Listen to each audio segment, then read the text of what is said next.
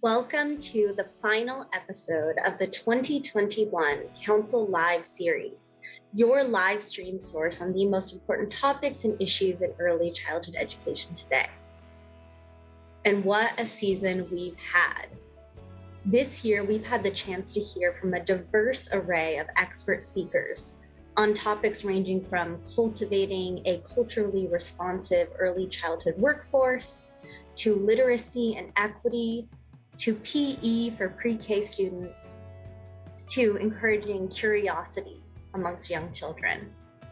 And every single episode has been linked to one or more of our CDA functional areas, anchoring each topic in the core competencies that CDA holders know and love. And today, it is my distinct honor to introduce our final guest of the season, Dr. Carol Brunson Day. Since 2020, Dr. Day has served as the Council's first fellow in recognition of the 45th anniversary of the CDA. Dr. Day served as the founding executive director of the Council from 1985 to 2005, and she's devoted her career to advocating for quality early childhood education for all children and families. After leaving the Council, Dr. Day served as the CEO and president of the National Black Child Development Institute, retiring from the role in 2011. She's also served as president of the governing board for the National Association for the Education of Young Children. And today, Dr. Day will wrap up our 2021 series by sharing her perspective on the heart behind CounciLIVE, and why the CDA functional areas are evergreen for all topics, conversations, and issues in our field today. So without further ado, please give a very warm welcome to Dr. Day. Hello, everyone. My name is Carol Brunson Day, and I have the great privilege of working with the Council for Professional Recognition as a fellow. In the past, I have served the Council in the capacity of founding executive director until 2005. So I've had 20 years experience with running the CDA National Credentialing Program and working with the Council.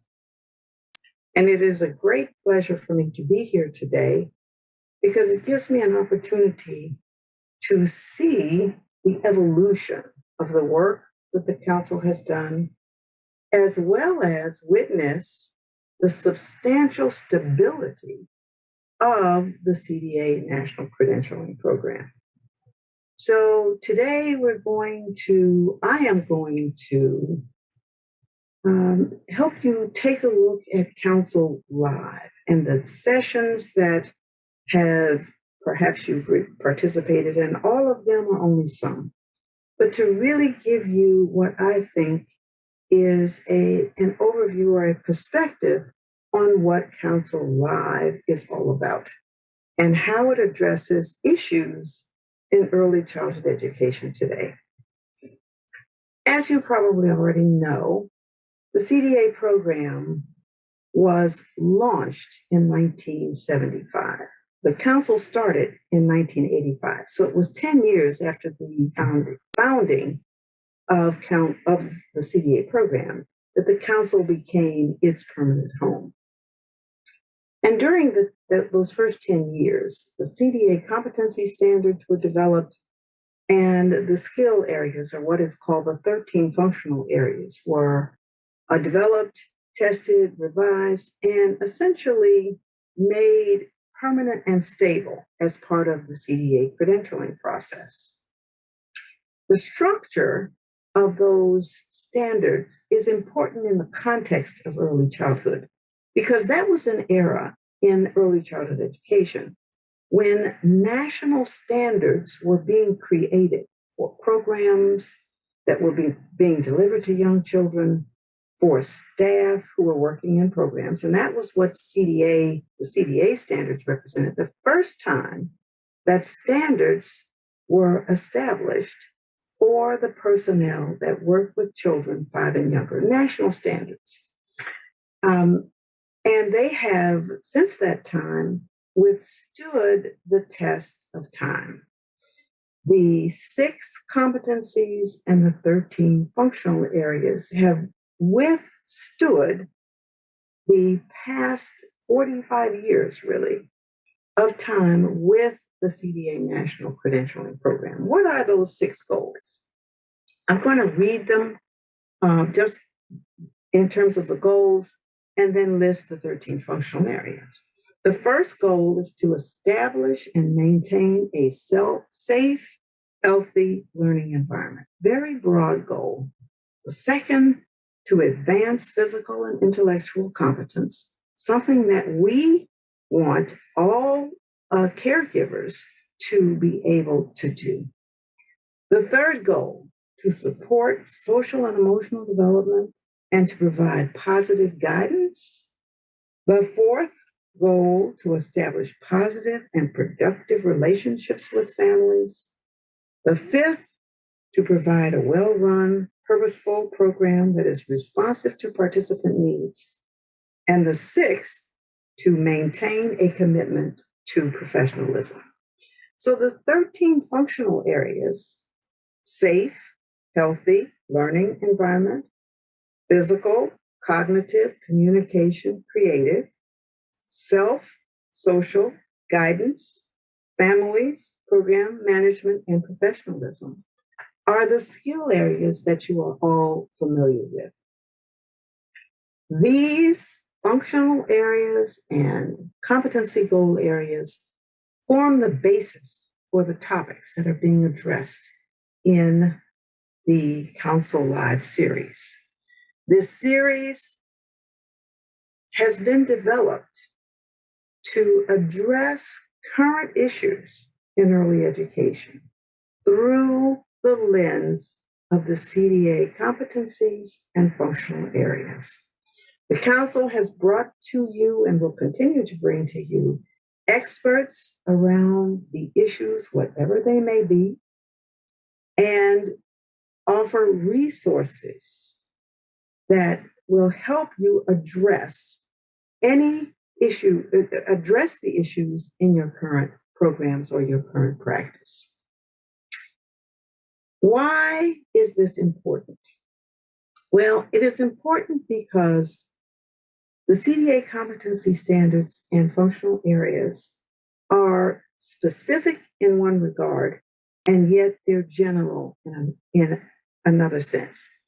So they're specific in the sense that they point to critical areas of content that teachers and caregivers must address in order to provide children and families with the highest quality of services. But at the same time, they're general. And they're general enough to embrace a range of issues that programs face as they interpret content for children and families. Let me give you an example. In the 70s, the early childhood community made a decision that programs should address a broad range of children, including children with special needs. And in so doing, a lot of attention was developed or focused on the issue of special needs children, including them in programs, whether they should be served in independent programs, so we have all children with speech issues together in the same program, or should they be, as we were using the term then, mainstreamed into regular programs. The CDA competency standards were challenged to address adding a competency so that CDAs would be competent with special needs children. And after much thought and deliberation, the decision was made to embrace the needs of special needs children and the skills that would be required to serve them as part of every single competency and every single functional area, that there really was no need to change the structure of CDA. And that's what CounciLIVE is all about. It's about embracing current concerns, current issues, whatever they are, within the structure of the CDA program. And the experts that you are hearing from have a particular passion about a particular issue, and also will bring expertise and resources to you in your work with children, always through the council lens. What then is the council lens? In addition to the fact that it is lodged content-wise in the 6 competency goals and the 13 functional areas, I would argue that the council lens is really focused on 3 things. 1, the council lens is child-centered. Always the work that we do, the positions that we take, the statements that we make, competencies, the way in which we interpret competencies is really about benefiting children first. The children first, not the programs, the children. Not the teachers, the children. Not the institutions that organize the programs, but the children. The council lens is a child-centered lens. The second focus is on application in practice.